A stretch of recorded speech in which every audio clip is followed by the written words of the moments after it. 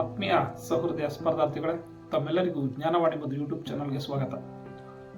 ನಿನ್ನೆ ಪ್ರತಿಭಟನೆ ನಡೆದಿದೆ.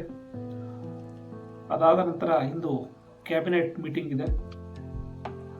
ನೆಕ್ಸ್ಟ್ ನೇಮಕಾತಿ ಯಾವ ರೀತಿ ಆಗುತ್ತೆ, ಕ್ಯಾಬಿನೆಟ್ ಮೀಟಿಂಗ್ ಆದ ನಂತರ ನೇಮಕಾತಿ ಆಗುತ್ತಾ, ಮತ್ತೆ ಕೆಲವೊಂದು ಚಾನಲ್ಗಳಲ್ಲಿ, ಮಾಧ್ಯಮಗಳಲ್ಲಿ, ವಾಟ್ಸಪ್ಗಳಲ್ಲಿ, ಫೇಸ್ಬುಕ್ಗಳಲ್ಲಿ ನೇಮಕಾತಿ ಸದ್ಯದಲ್ಲೇ ಪ್ರಾರಂಭ, ನೋಟಿಫಿಕೇಶನ್ ಈ ವಾರ, ಈ ತಿಂಗಳು ಪ್ರಾರಂಭ, ಈ ಥರದ ಸುದ್ದಿಗಳು ಹರಿದಾಡ್ತಾ ಇದೆ.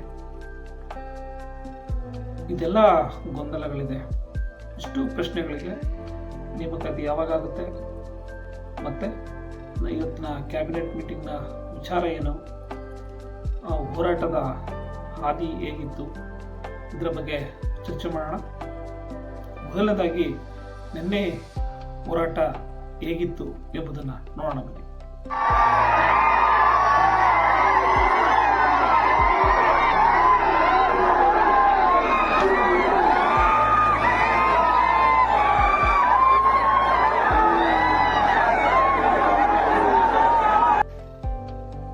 ನಿನ್ನೆಯ ಹೋರಾಟವನ್ನು ನೋಡಿದ್ರಿ. ಬಹುಶಃ ವಿದ್ಯಾರ್ಥಿ ಹೋರಾಟಗಳಲ್ಲಿ ಇಷ್ಟೊಂದು ದೊಡ್ಡ ಮಟ್ಟದ ಹೋರಾಟ ಹಿಂದೂ ಕೂಡ ಆಗಿರಲಿಲ್ಲ. ಹಿಂದೆ ಯಾವತ್ತೂ ಕೂಡ ಇಷ್ಟೊಂದು ದೊಡ್ಡ ಮಟ್ಟದ ಹೋರಾಟ ಆಗಿರಲಿಲ್ಲ. ಈ ಬಾರಿ ಆಗಿದೆ. ಕಾರಣ ಇಷ್ಟೇ, ಕೆಲವು 3 ವರ್ಷಗಳಿಂದ ಯಾವುದೇ ನೋಟಿಫಿಕೇಶನ್ಗಳು ಆಗಿಲ್ಲ. ಹಳೆಯ ನೋಟಿಫಿಕೇಶನ್ಗಳು ಎಕ್ಸಾಮ್ಗಳಾಗಿದೆ, ಆದರೆ ಅಂತಿಮ ಆಯ್ಕೆ ಪಟ್ಟಿಗಳನ್ನು ಬಿಡೋಕ್ಕಾಗ್ತಾ ಇಲ್ಲ. ಇನ್ನು PSI ಹಗರಣ ಆಗಿತ್ತು.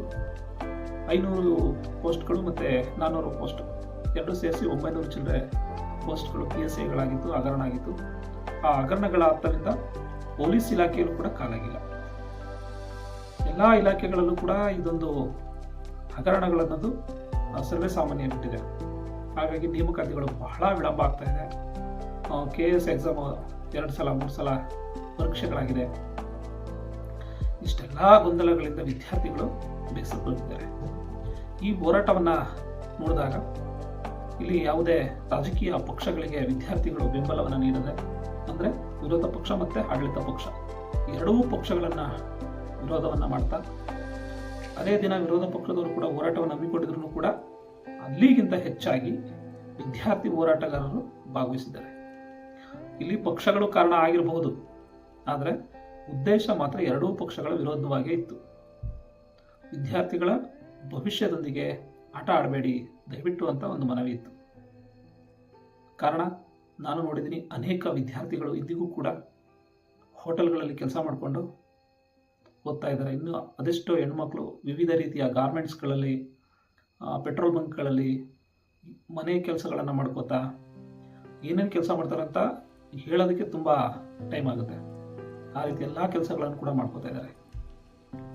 ಇನ್ನು ಧಾರವಾಡ, ಬೆಂಗಳೂರು, ಬೀದರು, ಇನ್ನು ಸುಮಾರು ಹಾಸನ ಮುಂತಾದ ಕಡೆಗಳೆಲ್ಲ ಕೋಚಿಂಗ್ ಸೆಂಟರ್ಗಳಲ್ಲಿ ಅನೇಕ ವಿದ್ಯಾರ್ಥಿಗಳು ಲಕ್ಷಾಂತರ ರೂಪಾಯಿಗಳನ್ನು ಕೊಟ್ಟು ಓದ್ತಾ ಇದ್ದಾರೆ. ಅದರ ಜೊತೆಗೆ ಕೆಲವೊಂದಷ್ಟು ಬಡ ವಿದ್ಯಾರ್ಥಿಗಳು ಕೋಚಿಂಗ್ ಸೆಂಟರ್ ಹತ್ರ ಹೋಗಿ ಪಾಠ ಕೇಳಿಕೊಂಡು ನೆಕ್ಸ್ಟ್ ಕೆಲಸವನ್ನು ಕೂಡ ಮಾಡಿಕೊಂಡು ಜೀವನವನ್ನು ನಡೆಸ್ತಾ ಇದ್ದಾರೆ. ಇನ್ನೂ ಕಡು ಬಡತನದಲ್ಲಿರ್ತಕ್ಕಂಥವ್ರು ಕೋಚಿಂಗ್ಗೆ ಹೋಗೋಕ್ಕಾಗ್ದೇ ಕೇವಲ ಲೈಬ್ರರಿಗಳಲ್ಲಿ, ಧಾರವಾಡ ಮುಂತಾದ ಲೈಬ್ರರಿ ತಗೊಂಡು ಅಲ್ಲೇ ರಾತ್ರಿ ಹೊತ್ತು ಓದ್ಕೊಂಡು, ಅಲ್ಲೇ ಇರತಕ್ಕಂತಹ ಶೌಚಾಲಯ, ಸ್ನಾನಗೃಹಗಳನ್ನು ಬಳಸ್ಕೊಂಡು ಹೊರಗಡೆ ಎಲ್ಲೋ ಮಲಗಿ ಮತ್ತೆ ಸಂಜೆ ಅದೇ ಲೈಬ್ರರಿಯಲ್ಲಿ ಓದ್ಕೊಂಡು ಸಣ್ಣ ಪುಟ್ಟ ಕೆಲಸವನ್ನು ಮಾಡಿಕೊಂಡು ಎಲ್ಲೋ 2000-3000ಕ್ಕೆ ಊಟ ತಗೊಂಡು, ಊಟ ಹೇಗಿದ್ರೂ ಪರವಾಗಿಲ್ಲ ಅಂತ ಜೀವನವನ್ನು ನಡೆಸ್ತಾ ಇದ್ದಾರೆ. ಅಷ್ಟೇ ಅಲ್ಲದೆ ವಿದ್ಯಾರ್ಥಿಗಳ ಭವಿಷ್ಯ ಬಹಳ ಹದಗೆಡುವಂಥ ಪರಿಸ್ಥಿತಿ ಬಂದಿದೆ. ಯಾಕೆಂದರೆ ವಯೋಮಿತಿ ದಾಟ್ತಾ ಇದೆ. 25 ವರ್ಷದಲ್ಲಿರ್ತಕ್ಕಂಥ ಹುಮ್ಮಸ್ಸು 35 ವರ್ಷದಲ್ಲಿ ಇರಲ್ಲ. ಅದು ಫಿಸಿಕಲಿ ಬದಲಾಗ್ತಾ ಹೋಗುತ್ತೆ. ಹಾಗಾಗಿ 25 ವರ್ಷದಲ್ಲಿ ಪೊಲೀಸ್ ಕೆಲಸ ತಗೋಬೇಕಾದನು 35 ವರ್ಷದಲ್ಲಿ ಪೊಲೀಸ್ ಕೆಲಸ ತಗೊಳಕ್ಕಾಗಲ್ಲ.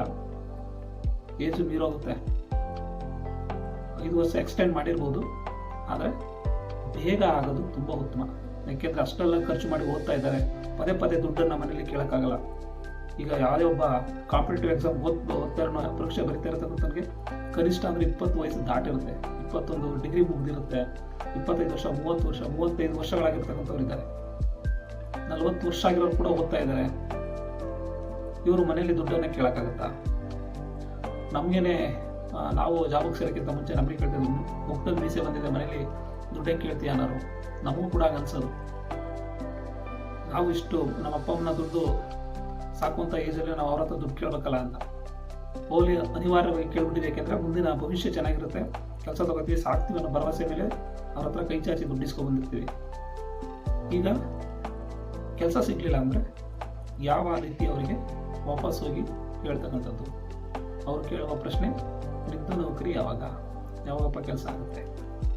ಈ ಪ್ರಶ್ನೆಗಳೆಲ್ಲ ವಿದ್ಯಾರ್ಥಿಗಳು ಉತ್ತರವನ್ನು ನೀಡಲಾಗದೆ ಈ ಒಂದು ಹೋರಾಟಕ್ಕೆ ಭಾಗವಹಿಸಬೇಕಾಗುತ್ತೆ. ಆಮೇಲೆ ಈ ಹೋರಾಟ ಸಂಪೂರ್ಣ ಯಶಸ್ವಿಯಾಗಿದೆ. ನೋಟಿಫಿಕೇಶನ್ ಆಗೋದು ಬಿಡೋದು ಸೆಕೆಂಡರಿ, ಬಟ್ ಈ ಹೋರಾಟ ಸರ್ಕಾರಕ್ಕೆ ಮತ್ತು ಆಡಳಿತ ಪಕ್ಷಗಳಿಗೆ, ವಿರೋಧ ಪಕ್ಷಗಳು, ಯಾವುದೇ ಪಕ್ಷಗಳಿರಲಿ ಎಲ್ಲ ಪಕ್ಷಗಳಿಗೂ ಒಂದು ಎಚ್ಚರಿಕೆಯ ಗಂಟೆಯನ್ನು ನೀಡಿದೆ. ವಿದ್ಯಾರ್ಥಿಗಳ ಬದುಕು ಯಾವ ರೀತಿ ಇದೆ, ಎಷ್ಟು ಕಷ್ಟದಲ್ಲಿದೆ ಎಂಬುದನ್ನು ಎಲ್ಲರಿಗೂ ಮನವರಿಕೆಯನ್ನು ಮಾಡಿಕೊಟ್ಟಿದೆ. ನಾನು ಎಲ್ಲ ರಾಜಕೀಯ ಪಕ್ಷಗಳಲ್ಲಿ ಕೇಳಿಕೊಳ್ಳೋದಷ್ಟೇ, ನೀವೇನಾದರೂ ರಾಜಕೀಯವನ್ನು ಮಾಡಿ, ಆದರೆ ಇದು ಬದುಕಿನ ವಿಚಾರ, ವಿದ್ಯಾರ್ಥಿಗಳ ಜೀವನದ ವಿಚಾರ. ದಯವಿಟ್ಟು ಎಲ್ಲವನ್ನು ಬಿಟ್ಟು ಎಲ್ಲರೂ ಕೂಡ ಸರ್ವಸಮ್ಮತವಾಗಿ ಒಂದು ನೇಮಕಾತಿ ಮಾಡೋದರ ಕಡೆ ಗಮನ ಕೊಡಿ. ಇಂದು ಸಚಿವ ಸಂಪುಟದಲ್ಲಿ ಇದೇ ವಿಚಾರ ಚರ್ಚೆಗೆ ಬರುತ್ತೆ. ನೆಕ್ಸ್ಟ್ ಎರಡನೇ ಪಾಯಿಂಟು, 56% ರಿಸರ್ವೇಷನ್ ಏನಿದೆ, ಇದು ಕೋರ್ಟಲ್ಲಿ ಕೇಸ್ ಇದೆ, ಹಾಗಾಗಿ ಮಾಡೋಕ್ಕಾಗ್ತಾಯಿಲ್ಲ ಅನ್ನೋದು ಸರ್ಕಾರದ ಕಾರಣ. ಹಾಗಾದರೆ ಬೇರೆ ರಾಜ್ಯಗಳಲ್ಲಿ ಮಾಡಿಲ್ವಾ?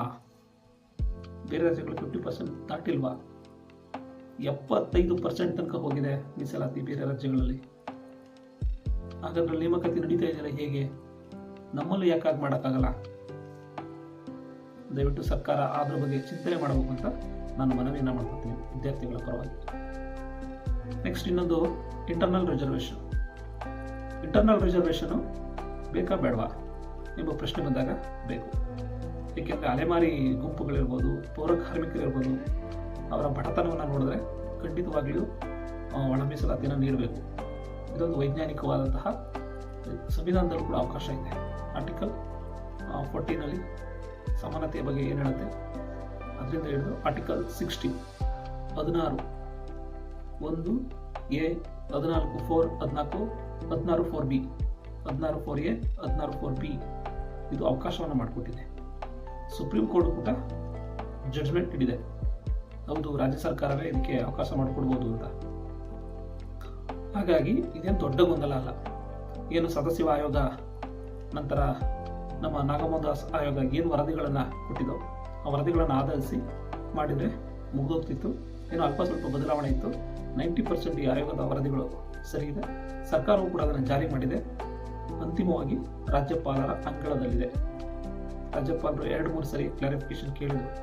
ಬಹುಶಃ ಇದನ್ನು ಸಮರ್ಪಕವಾಗಿ ಮಾಡಬೇಕು ಅಂದರೆ ಅವರಿಗೂ ಸರ್ಕಾರಕ್ಕೂ ಕೂಡ ಒಂದು ಇದೊಂಥರ ಜೇನುಗೂಡಿದ್ದಂಗೆ ಇದು ಕೈ ಹಾಕಿದಾಗ ಕೆಲವೊಂದು ಘಟನೆಗಳಾಗುತ್ತೆ ಅಂತ ಎಲ್ಲರನ್ನು ಸಮಾಧಾನ ಮಾಡುವಂತಹ ಪ್ರಯತ್ನದಲ್ಲಿ ಒಂದಷ್ಟು ಗೊಂದಲಗಳಾಗಿ ಬಹುಶಃ ಇದನ್ನು ಅನುಭವಿಸ್ತಕ್ಕಂಥವರು ವಿದ್ಯಾರ್ಥಿಗಳು ಮತ್ತು ಕೆಲವೊಂದಷ್ಟು ಪ್ರವರ್ಗಗಳು.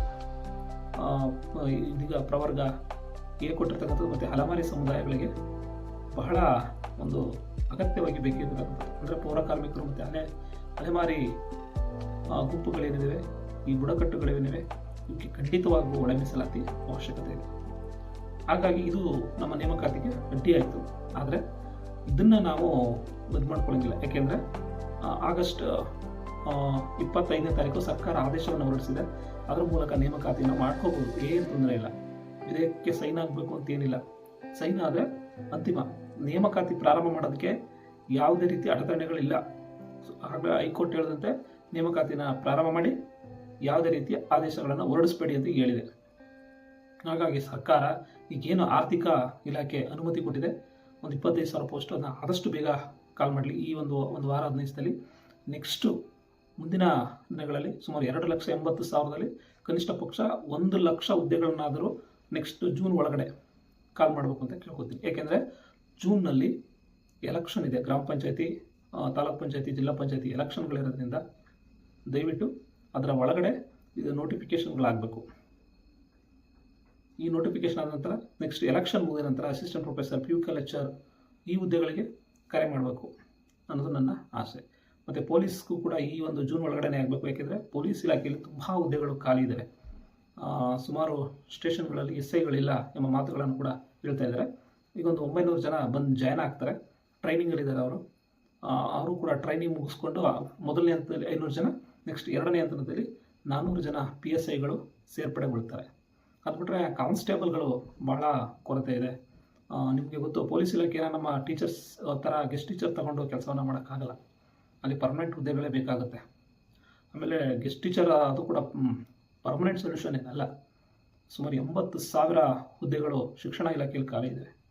ಒಳಾಡಳಿತ ಇಲಾಖೆಯಲ್ಲಿ, ಆರೋಗ್ಯ ಇಲಾಖೆಯಲ್ಲಿ, ಹಿಂದುಳಿದ ವರ್ಗಗಳ ಕಲ್ಯಾಣ ಇಲಾಖೆಯಲ್ಲಿ ಬಹಳಷ್ಟು ಹುದ್ದೆಗಳು ಖಾಲಿ ಇದೆ. ಈ ಹುದ್ದೆಗಳನ್ನು ಭರ್ತಿ ಮಾಡಿಕೊಳ್ಳುವಂತಹ ಕೆಲಸವನ್ನು ಸರ್ಕಾರ ಮಾಡುತ್ತೆ ಅಂತ ಭಾವಿಸೋಣ. ಹಾಗಾಗಿ ವಿದ್ಯಾರ್ಥಿಗಳೇ, ಈ ಜೂನ್ ಒಳಗಡೆ ಸರ್ಕಾರ ನೇಮಕಾತಿಯನ್ನು ಮಾಡಿಕೊಳ್ಳಿ ಅನ್ನೋದು ನಮ್ಮ ಒಂದು ಉದ್ದೇಶ. ಖಂಡಿತ ಆಗಬಹುದು, ಆಗುತ್ತೆ ಅಂತ ಭರವಸೆ ನೀಡೋಣ. ನಮ್ಮ ಚಾನಲನ್ನು ಸಬ್ಸ್ಕ್ರೈಬ್ ಮಾಡ್ತಾಯಿರಿ, ಶೇರ್ ಮಾಡಿ. ಧನ್ಯವಾದಗಳು.